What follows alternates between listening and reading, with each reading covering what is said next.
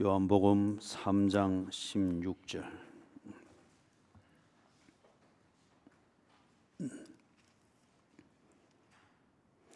하나님이 세상을 이처럼 사랑하사 독생자를 주셨으니 이는 그를 믿는 자마다 멸망하지 않고 영생을 얻게 하려 하심이라. 아멘. 지난 주일 부활을 설명하면서 복음의 네 가지 요소를 정리를 했습니다. 그래서 그 복음의 네 가지 요소를 좀 더 구체적으로 각 단계별로 어떻게 되는가 하는 것을 오늘부터 그래서 네 단계를 살펴보려고 합니다. 오늘은 그 첫 번째 단계였던 것, 구원회로의 초청입니다. 복음의 한 요소입니다. 구원회로의 초청. 이 초청을 통해서 우리가 복음을 듣게 됩니다. 그리고 복음을 생각하게 됩니다. 그리고 복음의 가치를 따져보게 됩니다. 이 초청에 대한 관심이 일어나면서 복음에 대한 우리의 그 다음 행동이 나오게 됩니다. 자, 오늘 그래서 그 첫 번째 시간 구원회로의 초청, 이 부분을 좀 정리를 합니다. 요한복음 3장 16절을 보니까 그 초반부에 하나님이 세상을 이처럼 사랑했다고 합니다. 하나님이 세상을 이처럼 사랑하사 그 세상 그 자리에 여러분의 이름을 넣어도 되겠습니다. 온 세상이라 말할 때 그것은 곧 자기 자신입니다. 내가 없는 세상, 그것은 의미가 없는 것이죠. 그리고 지구가 아무리 큰들 내가 사는 자리, 그리고 내가 하루하루 살아가는 그 삶의 현실과 그 현실을 통해서 내 안에서 만들어지는 피드백, 이것과 관련되어진 그 장소, 그 시간, 그 환경이 아니면 내게 별 의미가 없습니다. 그렇기 때문에 세상은 무엇보다도 세상의 기본적인 개념은 내 자신입니다. 내가 존재하고 있다고 하는 것, 그 존재의 가치를 위해서 내가 뭔가 어떻게 살아가고 있다고 하는 것.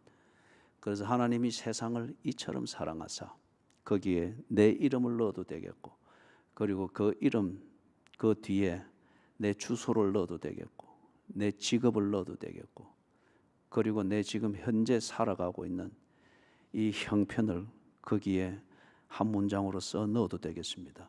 그래서 하나님이 나를 이처럼 사랑했다. 그래서 멸망치 않게 했다고 합니다. 사랑하는 여러분, 지금 이 자리에는 드러나지 아니하나 또는 어떤 분들은 그것을 더 이상 속으로 감출 수가 없고 속에서 핸들링할 수 없기 때문에 드러난 어떤 그런 상태로 살아가고 있는 분들이 있을 것입니다. 무언가 하면 나는 더 이상 살 희망이 없다. 나는 세상으로부터 버림받은 것이다. 버림받은 자이다. 내가 더 이상 할 일이 없다.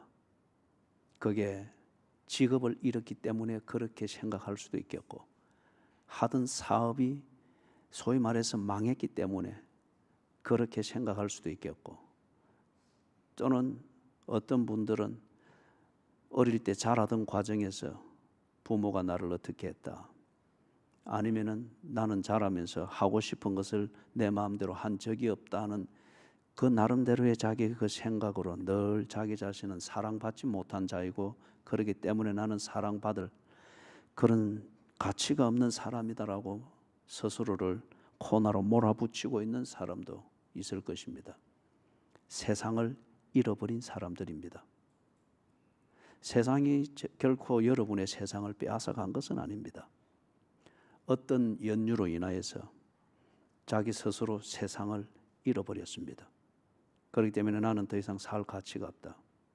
더 이상 기회가 없다. 아니면 사랑받을 만한 그런 기회도 없거니와 그런 자격이 없다.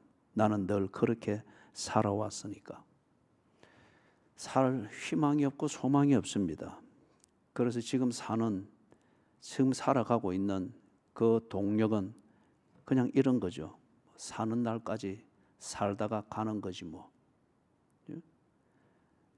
그럭저럭 살다가, 그래서 사는 날까지 살다가 가는 거지 뭐. 뭐 희망이 있고 없고 가치가 있고 없고 그런 게 뭐 체념입니다. 오늘 그런 우리를 향하여서, 아니면 여기 계신 특별한 어떤 분을 향해서 하나님이 말씀합니다. 비록 세상이 당신을 속였을지라도 하나님은 여전히 당신을 사랑하고 계신다고 합니다. 내가 살아온 지난날의 경험, 그 시간이 내게 준 경험이 나로 하여금 나에 대해서 세상으로부터 버림받은 자면 나는 세상에 더 이상 존재할 가치가 없는 자라고 스스로 단정하게 만들었을 줄 모르나, 바로 그렇게 생각하며 체념하고 있는 당신을 하나님은 지금도 사랑하고 계십니다. 하나님이 세상을 이처럼 사랑했다고 합니다. 이 초청을 성경 곳곳에서 나름대로의 형편에서 이렇게 좌절해 있는 그런 자들을 알아들을 수 있도록 그들의 언어와 그들의 환경에서 곳곳에서 이 초청을 보여주고 들려주고 있습니다. 예를 들면 베드로전서 5장 7절 같은 경우에 너희 염려를 다 주께 맡겨라. 이는 그가 너희를 돌보심이라. 내가 만든 그 염려의 짐 아래에서 그 무게감을 느끼는 것 외에 다른 걸 못 느끼니까 나는 언제나 이 무게감 아래 갇혀있는 노예 같은 인생이다라고 하여 스스로 사랑으로부터 차단하고 희망으로부터 차단하고 지 세상을 지 스스로 버려버렸습니다. 그걸 두고 하나님께서 네 염려를, 모든 염려를 주께 맡기라. 이는 그가 너희를 돌보심이라. 이사야서 1장 18절 같은 경우에 참 간절하게 그리고 아주 인격적으로 초청을 하죠. 오라, 우리가 서로 변론하자. 너희 죄가 주홍 같을지라도 눈과 같이 휘어질 것이고 진홍 같을지라도 양털같이 휘어지리라. 희망이 여전히 살아있는 것을 간곡히 말씀하시면서 체념한 자리에서 나오느라 한번 이야기해보자, 대화해보자. 그래서 정말 네가 네 인생을 단정해버린 그게 맞는지 내하고 이야기하면서 다시 한번 살펴보자. 간절히 대화의 자리로 나오도록 초청을 하고 있습니다. 요한복음 10장에는 우리가 잘 알고 있는 선한 목자의 비유가 나오죠. 거기서 그 선한 목자로 비유되어지는 하나님께서 세상을 이처럼 사랑하는 그걸 선한 목자의 비유에서 말씀을 하십니다. 그 골자는 하나님은 하나님의 백성을 한 명도 잃어버리지 않겠다고 다짐을 하십니다. 지 목숨을 주어서라도 그 목숨을 구해내겠다고 합니다. 그래서 포기하지 말라고 합니다. 체념하지 말라고 합니다. 도둑놈과 같은 세상이 때론 네게 도둑놈과 같이 작용을 하여서 밤마다 너를 좌절시킬지라도 그것 때문에 포기하지 말라 합니다.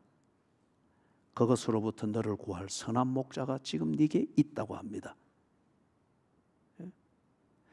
그래서 그 이름이 들릴 때 선한 목자인 줄 알고 그 음성이 들리는 곳으로 나아오라고 초청을 하시죠. 멸망치 않게 하겠다고 하는 거죠. 하나님이 세상을 이처럼 사랑하는 것은 편한 마음으로 그렇게 네가 어차피 끝낼 것 같으면 고통스럽게 끝내지 말고 편한 마음으로 끝내라는 식으로 안락사시켜주듯 달콤한 얘기를 해주는 게 아니라는 겁니다. 사랑은 그런 게 아니었죠. 요한 1서 4장에서 볼 때 살리기 위함이라고 했죠. 그렇기 때문에 여기서도 하나님이 세상을 이처럼 사랑하사 멸망치 않게 하겠다고 합니다. 시편 기자가 시편에 보면은 한 우리 표현으로 말하는 교인이 낭만과 절망과 아무리 몸부림을 쳐도 빠져나갈 길이 보이지를 않습니다. 그게 경제적인 환란이든 사람과 얽힌 환란이든 이혼의 위기로 몰려가는, 일방적으로 당해서 이혼의 위기에 서서 고민해야 되는 이런 자리에 처했던, 그러나 더 이상 몸부림칠 여지가 보이지 않고 세상이 나를 버린 것 같습니다. 그래서 도망을 갔습니다. 그래서 그 표현에 보니 바다 끝에 자리를 폈다고 합니다. 더러운 세상, 그러나 끝내기에는 너무도 억울하여서 지가 지 세상 만들어서 지 나름대로 한번 견뎌보고자 찾아간 곳이 바다 끝에 자리를 폈다고 합니다. 그런데 놀라운 감동으로 고백을 합니다. 거기에도 하나님이 계시더라는 겁니다. 집 안방에서는 배우자가 나를 밀어내 버렸습니다. 더러워서 바다 끝에서 다른 세상을 만들 것이라 하여 도망자처럼 거기에 펴서 자리를 폈는데 하나님은 나를 밀어내지 아니하셨습니다. 거기에도 하나님이 계시더라다. 멸망치 않게 하려 하심이니라.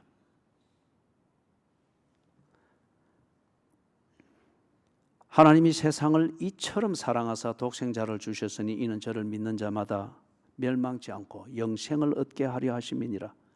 하나님이 나를 사랑하고 여러분을 사랑하고 특별히 지금 여기 누군가에 하나님이 사랑하는 그 이유는 영생을 얻게 하려 하심이라고 합니다.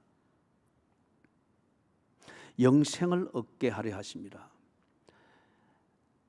생명을 얻었다고 하는 것, 그리고 내가 살아있다고 하는 것, 이 생명이 보장되어 있고 이 생명을 사는 시간과 노력이 가치가 있는 것이라고 하는 것이 보장이 되어 있다고 하면은, 이러면 모든 문제는 해결된 것이지 않습니까?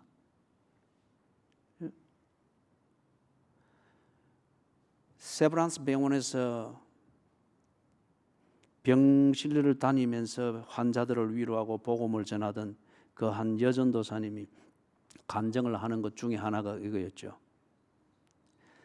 환자들을 만나보면은 손가락을 못 움직이는 환자는 내가 이것만 움직일 수 있으면은 소원이 그것이 전부였다고 합니다.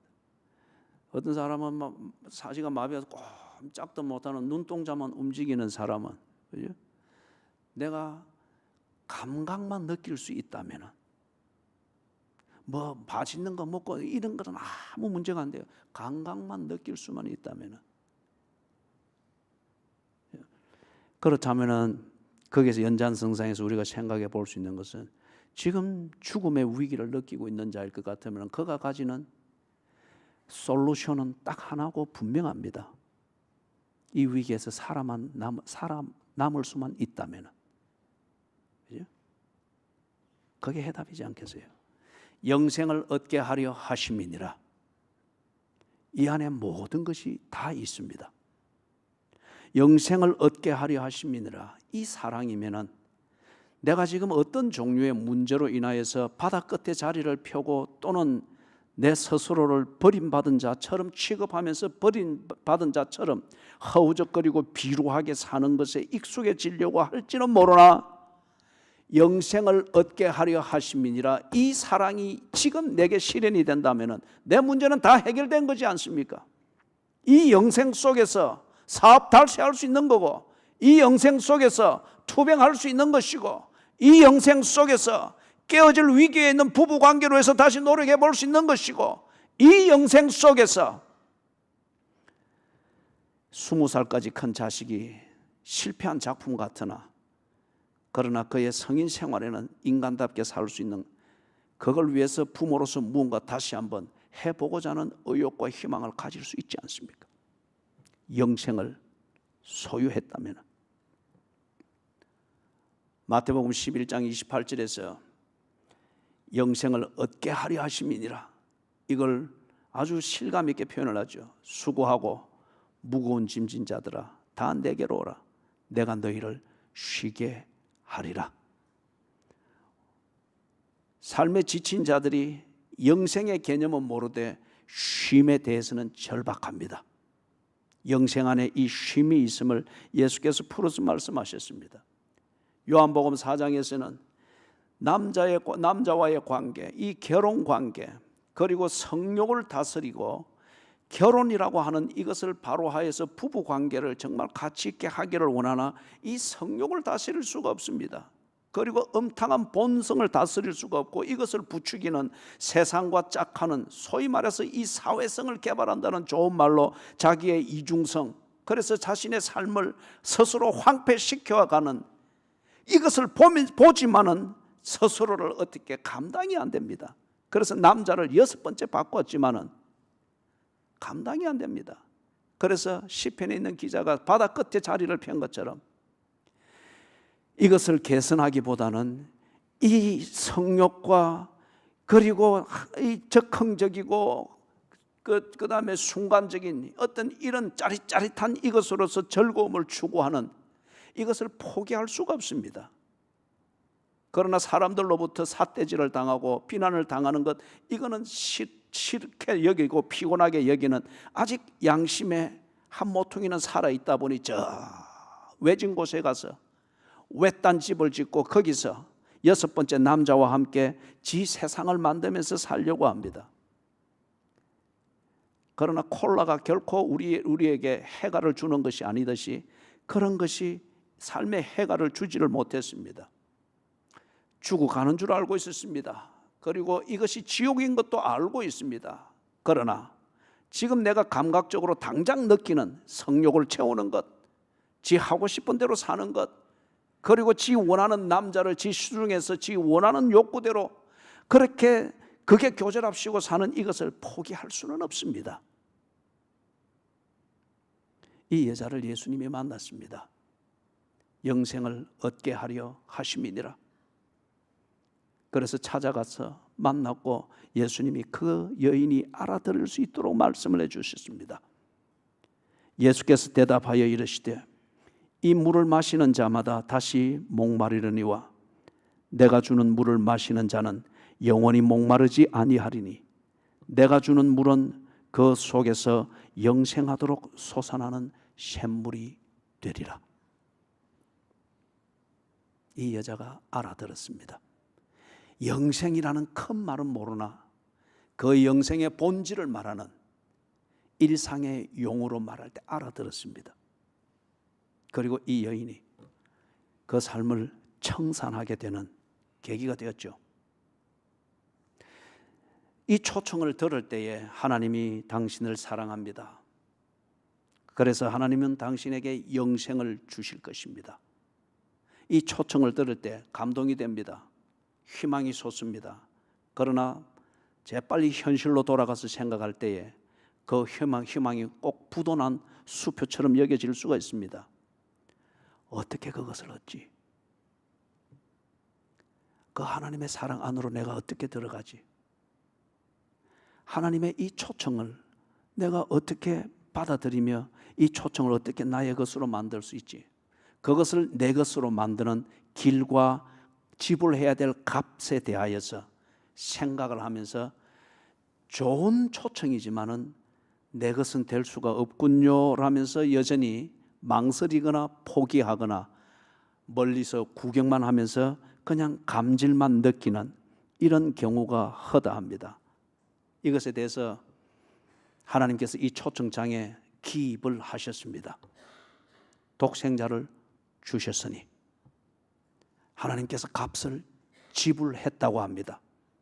이 초청장을 가지고 오는 자는 묻지도 않고 따지지도 않고 바로 이 자리에 들어가서 식사하며 교제하게 되는, 즉 사랑을 주고받으며 영생을 소유한 자로서의 그 생명을 사는 이 파티에 그냥 그대로 참여하게 되는 것을 말씀하셨습니다. 독생자를 주셨으니 이 초청을 내 것으로 만드는 값을 하나님이 이미 지불하셨다고 합니다. 이 초청을 내 것으로 만들고 그리고 이 영생을 내가 소유하며 내 삶으로 즐길 수 있는 그 길을 이미 하나님이 마련하셨다고 합니다. 이것을 우리가 고난주간을 지나가면서 늘 이야기를 했던 게 하나님께서 그 값을 지불하셨다. 당신의 독생자를 십자가에 죽음으로 내어주셨다. 마태복음 1장 21절에 보면은 이것을 실감나게 표현을 했죠. 아들을 낳으리니 이름을 예수라 하라. 이는 그가 자기 백성을 저희 죄에서 구원할 자이심이라. 마가복음 10장 45절에서 인자가 온 것은 즉 하나님이 인간의 몸을 입고 이 땅에 오신 예수라는 이름으로 오신 그 메시아로 이 땅에 오신 것은 섬김을 받으려 함이 아니고 섬기려 하고, 그 섬김을 어떻게 하는가? 자기 목숨을 많은 사람들의 대속물로 내어주려 하심이니라. 하나님께서 초청한 이 초청장이 현실이 되어지고 값어치가 되고 내 삶이 되어지고 진정한 실제적인 내 솔루션이 될 수 있도록 하기 위하여서, 값으로 지불되기 위하여서 당신이 이 세상에 오셨다고 하셨습니다. 하나님이 세상을 이처럼 사랑하셨으니 이는 저를 믿는 자마다 멸망치 않고 영생을 얻게 하려 하심이니라. 어떻게 이것이 내 것이 됩니까? 그렇게 할 만큼 내가 잘 살은 것도 아니고 절박하긴 합니다마는 그 은혜를, 그 복을 입기에는 내가 가진 것도 없고 해놓은 것도 없습니다. 그리고 선하게 산 것도 아닙니다.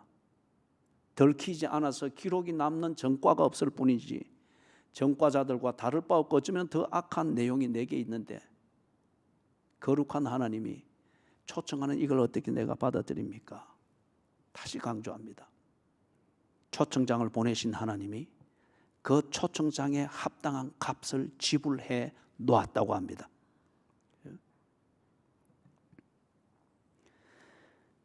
이는 저를 믿는 자마다. 그러면 이것을 내 것을 만들기 위하여서 내가 해야 되는 것은 여기에서 간단하게 이 초청장에, 복음이라는 초청장에 딱 정리를 했습니다. 이는 저를 믿는 자마다, 이 예수를 믿는 자마다. 자, 이것을 보니까 초청장에 이것을 써놓은 걸 보니까 딱 내가 해야 될 일이 분명해집니다. 이 초청이 내 것이 되느냐 안 되느냐, 세상을 이처럼 사랑하는 하나님의 사랑이 내 삶이 되느냐 되지 않느냐, 멸망치 않고 영생을 얻게 하려 함이니라. 이 영생이 내 것이 되느냐 되지 않느냐, 투병 중인 내 병상에서 비록 약을 먹으며 하루하루 들숨 날숨을 쉬는 것을 유지하나, 그러나 이 가치는 영생이라고 하는 이 진정한 생명을 내가 누리게 되느냐 안 되느냐 하는 이것을 위해서 내가 할 일은, 이는 저를 믿는 자마다 내가 결심하기에 달린 문제라고 합니다.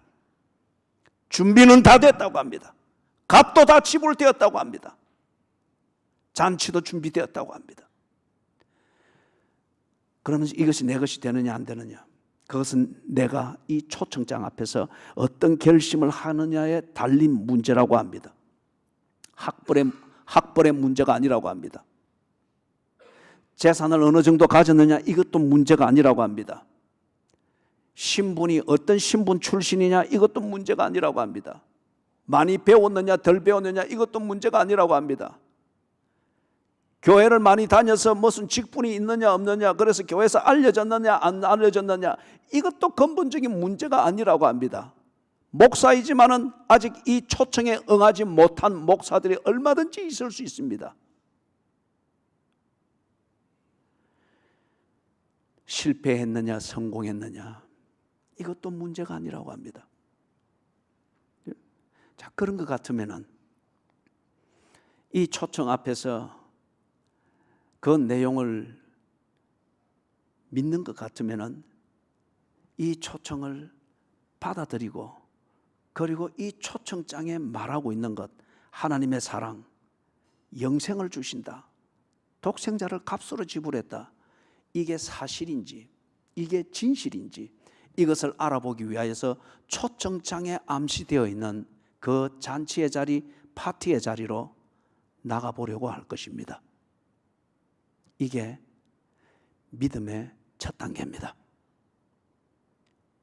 이 초청에 대하여서 귀를 기울이고 이 초청에 대해서 관심을 가지고 그리고 이 초청이 사실인가 아닌가 들어볼 때는 지금 내 처지와 그리고 내 관심을 해결하는 것과 너무 밀접하게 관련이 되어 있단 말이에요. 그래서 이것이 사실인가 아닌가, 정말 그러한가 아닌가 알아보기 위해서는 본인이 결정해야 됩니다. 그것을 확인하기 위해서는 본인이 가보아야 됩니다. 그런데 이 반응을, 이 초청장에 대한 반응을 대부분의 사람들은 이것을 거부하는 그런 반응을 보이죠.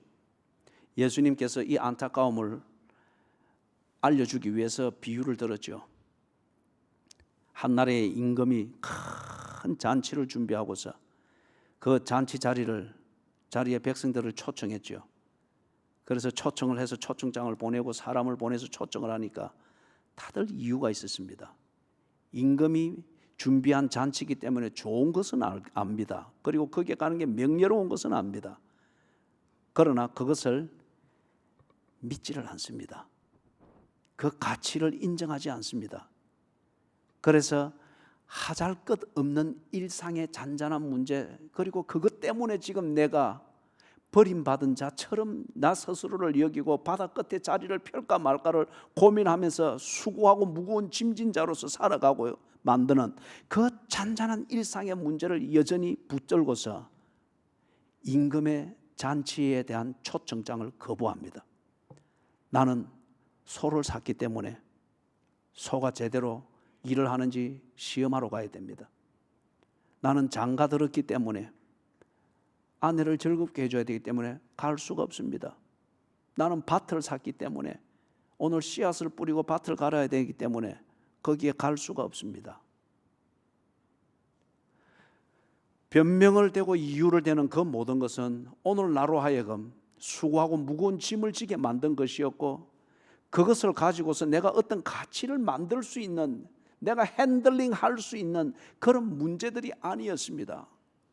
오히려 그것 때문에 늘 내가 좌절하고 절망하고 내 세상을 빼앗긴 것처럼 그렇게 자기 자신을 벌주고 학대하면서 살도록 만들었던 환경적 요인이었습니다.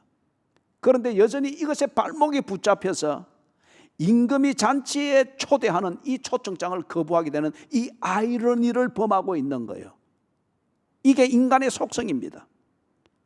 이게 실패자의 속성이며, 그리고 실패를 싫어하면서도 실패가 주는 고통을 감각으로 못 느끼면 살아있는 것처럼 못 느끼는 이 불안에 휩싸이는 인간의 역설적인 속성입니다.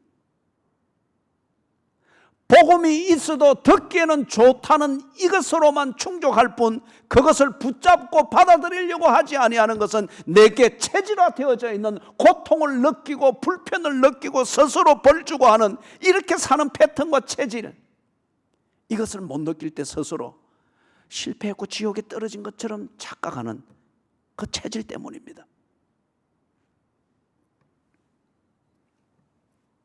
이 초청에 응하지 않는 이 이유를 존 번연, 철로 역정을 쓴 존 번연이 이것에 대한 이유를 정리를 하는데 그 중에서 4가지를 정리를 해서 여러분이 소개를 합니다. 간단하게 그 요점만 정리를 합니다. 이 복음의 초청, 이것에 응하지 않는 이유는 첫 번째, 사람들이 자신의 불행한 처지에 대하여서 그 심각하게 자기의 불행을 인식하고 느끼고 몸부림치던 이게 사그라들었기 때문입니다. 고생도 똑같은 고생을 계속하면 체질이 되어버립니다. 그래서 망하고 있는 줄을 모르는 겁니다. 좀 무거운 말로 말하면 지옥에 대한 두려움이 어느 때부터인가 면역이 되어버렸습니다. 그렇기 때문에 복음의 초청을 가소롭게 여깁니다. 무가치하게 여깁니다. 두 번째 이유는 사람들이 만들어내는 여론이든지 평가든지 판단에 대한 두려움에 언제나 압도되어 있습니다. 내 주변에서 나를 지켜보고 있는 눈들이 나에 대하여서 만들어내는 그 여론, 소문, 평가, 어떤 그람의 판단, 이런 것을 언제나 의식하면서 사는 것이, 특별히 이 경쟁 사회가 치열한, 심화되어진 이 현대인들의 그런 사는 방식이죠. 자기 주체성이 없습니다. 그것보다는 나를 보는 사람들의 입장에서 살려고 합니다. 화장도 그렇게 해서 하는 거고, 옷 입는 것도 그런 것을 의식해서 하는 것이고, 먹는 것도 그런 걸 의식해서 하는 것이고, 공부하는 것도 그렇게 의식해서 하는 것이고, 자식을 키우는 방식도 나를 지켜보고 있는 사람들이 어떻게 평가할 것인가, 나를 지켜보고 있는 사람들이 무엇을 줄 것인가를 기대하면서 그렇게 맞도록 자식을 키우려고 합니다. 그렇기 때문에 공허합니다. 복음의 초청이 왔을 때, 이 하나님의 초청, 하나님이 세상을 이처럼 사랑하사, 또는 하나님이 너희의 가정을 이처럼 사랑하사, 하나님이 네 자녀를 이처럼 사랑하사, 바다 끝에 자리를 펴기 위해서 전전긍긍하고 있는 너를 하나님이 이처럼 사랑하사 멸망치 않게 하고 영생을 주려 하려 함이니라. 때로 그것이 위로는 됩니다마는, 그러나 그 초청을 받아들이지는 않습니다. 왜? 그렇게 해서 나를 지켜보고 있는 이 사람들의 눈치에 맞도록 처신하는 것은 없을 것 같은 두려움 때문에 그렇습니다.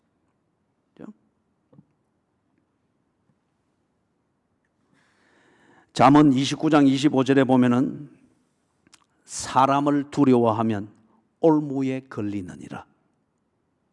사람을 두려워하면 올무에 걸리느니라. 언제나 사람을 의식하고, 언제나 그들은 절대 나를 지켜보고 평가하고 판단하고 구경하고 소문을 만들어내고 여론을 만들어내는 자들은 아청꾼들 아니면 구경꾼들입니다. 그들은 절대 여러분을 책임져 주지 않습니다. 그들이 오히려 여러분을 바다 끝으로 몰아낼 수 있는 사람들이고 그런 구경꾼들이에요. 절대 여러분을 책임져 주지 않습니다. 그런데 그 사람들이 나를 어떻게 보면 무슨 소리를 할 것인가를 늘 염두에 두고 그것에 맞추어 나가려고 하다 보니 이 복음의 초청장이 있음에도 불구하고 이것을 받아들이지 않습니다. 거부합니다. 세 번째 이유는 이 복음의 초청을 받아들이는 것, 이것을 아주 부끄럽게 여깁니다. 그리고 이것을 받아들이는 이 부끄러운 행위로 여기기 때문에, 부끄러운 결정으로 여기기 때문에 이 부끄러움, 이것을 가지고서는 내가 사회생활 못한다라고 자기 스스로를 생각하는 겁니다. 이 태도는 주로 누구에게서 나오는가? 거만하고 콧대가 높은 사람들이에요. 별 내용도 없습니다. 그렇게 거만을 부리고 콧대를 높게 세울 별 내용이 없어요. 그럼에도 불구하고 언제나 자기는 남보다 뭔가 뛰어났다고 생각을 하는 겁니다. 그래서 자기는 그런 하찮은 것에는 연루될 수 없다라고 하는 식으로 어떤 궁계 일학처럼 그런 식으로 자기를 처신을 하려고 하는 겁니다. 그게 옳은 처신일 때는 폼이 납니다. 그러나 그게 헛된 것일 때는 참 그것처럼 어설픈 게 없죠. 시드니에 가면은 하버브리지 맞은편에 그 동물원이 아주 자연스럽게 이렇게 해놓은 동물원이 있습니다. 아주 괜찮은 데예요. 그 제가 그 아이들이 어릴 때 데리고 이렇게 갔는데 보니까 이 웬만한 그 짐승들은 이렇게 풀어놓고 그냥 온 그 방문객들과 같이 다니면서 뭐 장난치고 이렇게 하도록 돼 있어요. 그 중에 보니까 공작이 있습니다. 공작. 이게 그냥 밖에서 다니는 거예요. 지 마음대로. 그죠? 그래서 저처럼 핸섬한 사람이 오면 같이 옆에 걸어가지고, 그 다음에 누구처럼 아주 핸섬하지 못하면 그냥 같이 가고 싶어도 후루룩 날라서 화장실 지붕 위에서 그냥 지 폼 잡고. 그런데 걸어가는데 쫙 이걸 펴는데 꼬리띠에 이 날개를 펴는데 앞에 보면 정말 멋있어요. 화려하고. 조그마한 제 아이들도 어릴 때 그걸 보면서 와 해서 그러면서 쫙쫙쫙쫙 해서 지나가는데 이제 다시 딱 돌아보니까 뒤에서 보니까 이거는 엉망이에요. 예? 꼬리를 쫙 날개를 펴고 앞에서는 보기 좋게 쫙 했는데 그런데 뒤에서 보니까 엉덩이 다 드러났고 쏙털 다 보이고 엉망이에요. 이게 거만하고 콧대가 높은 사람들의 이중적 모습입니다. 별 내용이 없습니다. 남보다 나은 내용이 없습니다. 자기만의 개성이 있을 뿐입니다. 자기만의 독특함이 있을 뿐이에요.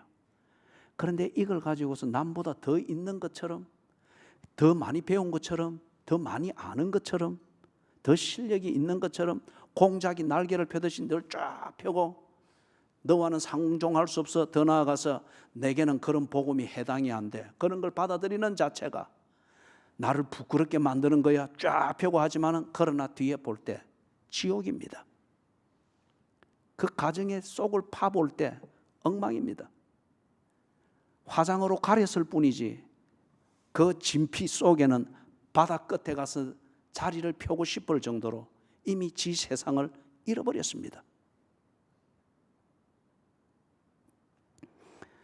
복음을 받아들이는 것, 그 초청에 응해서 복음에서 말하는 영생, 멸망치 아니함, 독생자를 주신 그 하나님이 값을 지불하신 것, 이것이 사실인가 진실인가를 알아보기 위해서 복음의 초청 안으로 들어가 보는 이 자체를, 관심을 가져보는 자체를 부끄럽게 여깁니다.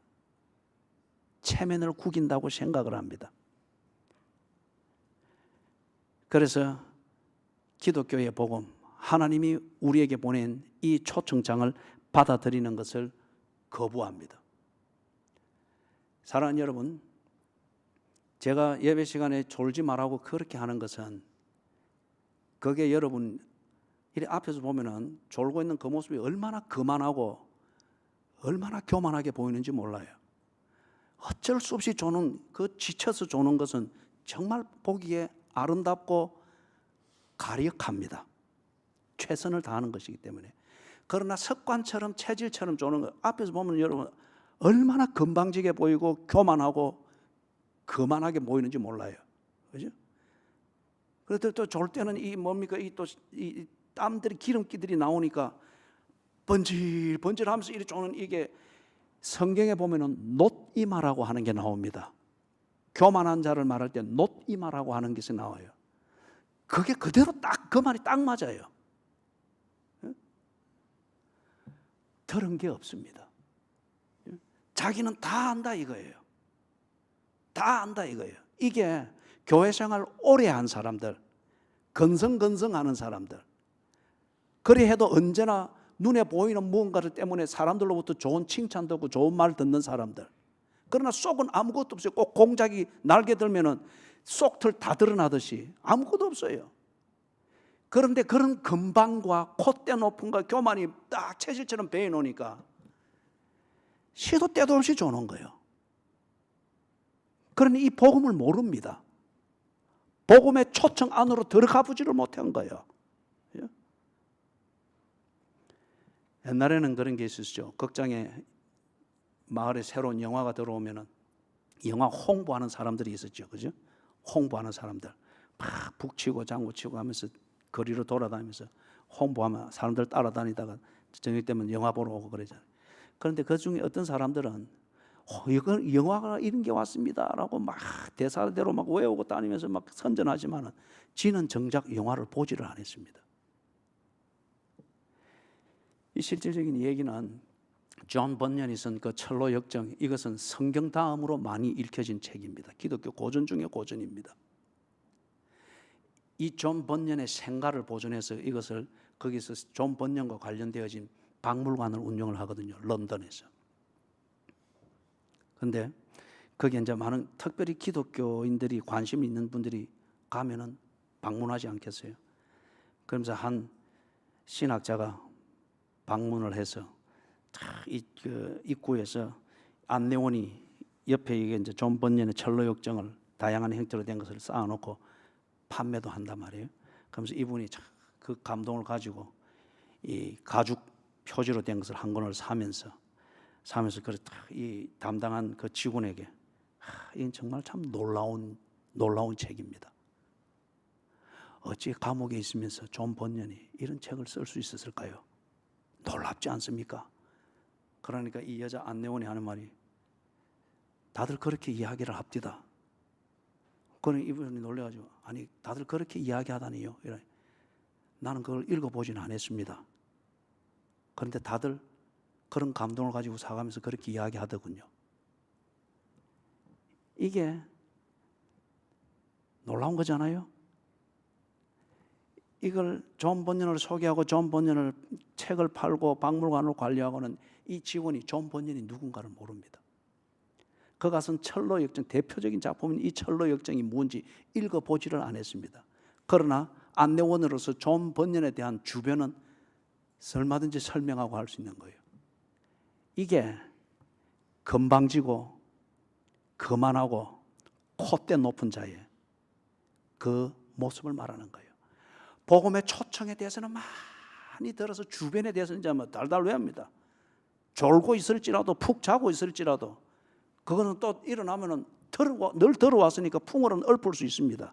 그러나 내용에 들어가 보지를 못했으니 하나님이 사랑한다는 게 뭔지를 모르는 거예요. 영생을 주신다는 게 뭔지를 모르는 거예요. 멸망치 않게 하신다는, 그걸 위해서 독생자를 주셨다는 이게 뭔지를 모르는 거예요. 단지 대답은 다들 그렇게 합디다. 그러니 교회 열심히 나오십시오. 그 말밖에 못하는 거예요. 꼭 영화 선전하며 다니는 광고맨처럼 말이에요. 기독교의 복음을 인정을 하고 그리고 그 초청, 이것을 받아들이고 그게 정말 사실인가 확인해 보기 위해서 한번 들어가 보려고 인정하고 받아들이는 이걸 거만하고 콧대 높은 사람들이 이걸 부끄럽게 여깁니다. 자기 같은 사람은 그런 걸 해서는 안 된다고 생각을 하니 이 초청장을 거부합니다. 마지막 네 번째 이유는 죄의식이든지 그리고 이 죄에 대한 심판, 이것을 느끼면서 가지는 두려움, 이런 두려움이나 죄의식에 매이는 것을 굉장히 괴롭게 여깁니다. 이게 무슨 말이냐면은 많은 사람들이 이렇게 생각하고 이런 의식에 쌓이는 것을 부정적 사고방식, 소극적 사고방식이라 그렇게 치부를 합니다. 그러면서 그런 생각과 의식에 사로잡히지 말고 긍정적이고 적극적인 사고방식을 가지고 살아라.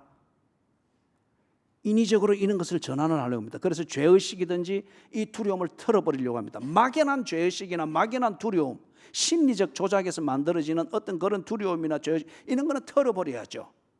그러나 이 분명한 사실에 근거할 때 여러분, 우리가 우리 존재를 생각하고 내가 살고 있는 내용을 생각하고 그 다음에 내가 겪고 있는 현실을 내가 직시를 할 때에 거부할 수 없는 두려움이 있지 않습니까? 오늘 어린이날이지만은 내가 키우고 있는 자식들을 생각할 때에 부모로서 가질 수밖에 없는 두려움이라는 한 게 있잖아요. 죄의식이라고 하는 게 있지 않습니까? 하나님 앞에서 이런 것을 인위적으로 털어버릴 수가 없습니다. 이거는 문제를 근본적으로 해결해야 될 문제입니다. 그런데 이런 것을 인위적으로 털어버리고 그런 생각과 사고방식에 사로잡히는 자체가 부정적인 사고방식이고 소극적인 사고방식이기 때문에 이런 것은 적극적이고 긍정적 사고방식으로 전환해서 모든 것을 긍정적으로 보고 적극적으로 해서 털어버려야 된다. 어떤 이런 조작을 만듭니다. 그리고 뭐 힐링 프로그램이니 뭐니 하면서 이런 떨쳐버릴 수 없는 죄의식과 이것에 대한 심판에 대한 두려움, 이 양심의 가책, 이것으로부터 벗어나기 위해서 소위 말해서 적극적 사고방식에 쌓이면서 힐링 프로그램 쫓아다니고 행복학교 쫓아다니면서 늘 그들이 입에 달고 다니는 것은 행복하고 즐겁게 살면은 그게 전부지 뭐. 온천천을 걸어보면은 걸어가는 행인들 옆을 이리 지나갈 때 보면 대부분의 얘기가 이런 주제입니다. 대부분의 주제가 이런 이 얘기 내용이 이런 주제예요. 뭘 그래 뭐 집에서 밥 해준다고 그렇게 행복하게 살고 뭐 KBS 노래 교실 있고 또 어디 노래 교실 있고 여기 갔다가 어디 가면은 또 점심 잘 먹을 수 있으니까 그리 먹고 행복하고 즐겁게 사는 것이 그래 살면은 뭐 되는 것이 뭐 이게 대부분의 사고방식이에요. 그렇기 때문에 복음의 초청을 받아들이는 것은 나로 하여금 죄의식과 죄에 대한 심판에 대한 이 두려움에 사로잡히게 만드는 것이고 부정적이고 그 다음에 적극적인 사고방식을 벗어나서 행복을 거부한 그런 삶으로 나를 몰아갈 수 있기 때문에 그런 초청에 응해서는 안 된다라고 생각을 하는 거예요. 네 가지 이유가 있습니다. 이 복음의 초청을 거부하는 네 가지 이유. 다시 한번 간단하게 정리하면 첫 번째는 자신의 불행한 처지를 아는 것. 이게서 면역이 생겨버릴 때에 이 초청을 무색해 여깁니다. 두 번째, 사람들의 여론과 판단과 눈치를 보느라고 이 초청에 응하는 것은 별 심각하게 생각하지를 않습니다. 세 번째 이유는 거만하고 콧대가 높은 사람들의 태도입니다. 이런 것을 기독교의 복음을 받아들이고 그 교회 가서 앉아있고 하는 것은 이거는 참 소극적이고 할 일 없는 사람들이 하는 것이고 그 자체가 내가 가지고 있는 인맥들이 알 때는 부끄러움을 겪을 수밖에 없기 때문에 이런 것은 받아들여서는 안 된다고 생각하는 거예요. 자기 관리를 위해서. 네 번째, 적극적인 사고방식으로 살아야 된다. 행복하고 즐거우면 좋은 것이지 뭘 거기에 죄의식이니 그 다음에 죄에 대한 심판이 어떻니 어떤 이런 것에 사로잡히는 것은 소극적이고 부정적인 사고방식 때문에 오는 것이다 라고 치부하면서 영생을 얻게 하려 함이니라. 이 초청을 거부하고 있습니다. 사랑하는 여러분, 하나님께서 진지하게 그리고 완벽하게 준비하고 초청장을 보냈습니다. 이게 복음입니다. 이 초청장을 읽을 수 있게 했고 들을 수 있게 했고 경험할 수 있게 했고 살펴볼 수 있게 했고 검증할 수 있게 했습니다. 살펴보니 내가 할 일은 딱 하나입니다. 이 초청장대로 내 삶이 이렇게 되느냐 안 되느냐 이것을 결정하는 것은 딱 한 가지였습니다. 이것을 받아들이느냐 받아들이지 않느냐 내 결정하기 나름입니다. 다 준비는 되었습니다. 이것이 사실인가? 이것이 진실인가? 그 안에 내용이 정말 이런 게 있는가? 이것을 알아보기 위하여서 결심하고 한번 들어가 보는 것. 여기에 달린 문제라고 합니다. 오늘 구원회로의 초대를 하기 위해서 하나님이 보낸 초청장. 이 복음을 진지하게 듣고 그 안으로 들어가 보십시오. 지금 이 가운데에는 오늘 언급했던 그 종류의 사람들이 지금 우리가 있는 이 자리에 다 있습니다. 거만한 자들도 있고 지금 바다 끝에 자리를 펴야 될 자들도 있고 그리고 본성이 나쁜 줄은 아나 그것이 주는 순간적인 이 쾌감 그것에 중독이 되어서 끊어야 되지만 못 끊고 그렇게 목매어서 스스로 지옥으로 가고 있다는 걸 알면서도 그렇게 가고 있는 사람들도 여기에 있습니다.